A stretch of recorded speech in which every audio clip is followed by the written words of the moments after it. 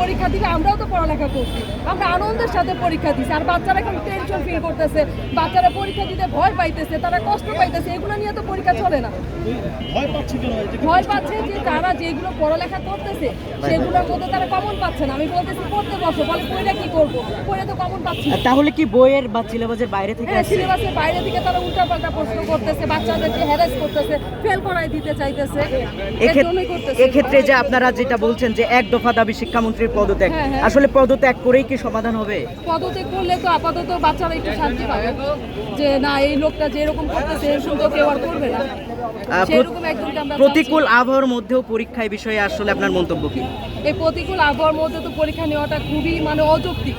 এটা তো ঠিক হয় না, কারণ অনেক দূর দূরান্ত থেকে বাচ্চারা আসে, তারা এই যে পানি ভেঙে ভেঙে হলে যাচ্ছে, তারা জ্বর হচ্ছে, তারা অসুস্থ হচ্ছে, কিভাবে পরীক্ষা দিবে বলেন? আপনারাও তো মানুষ, বুঝেন না এগুলা? আমরা কি কম কষ্টে আজকে রাস্তায় আসছি? আচ্ছা, এই যে কটূক্তি করে ফার্মের মুরগি বলা হয়েছে, এটা কিভাবে? এটা ওনার খুবই অন্যায় হয়েছে, খুবই অন্যায় করছে, কারণ এটা বলা একদমই উচিত হয়নি। ছাত্ররা সুন্দর মতো একটা পরিবেশে পরীক্ষা দিবে, তারা আনন্দের সাথে পরীক্ষা দিবে, এটা ওনারা ফার্মের মুরগি কিভাবে বলে? উনি কি অশিক্ষিত নাকি?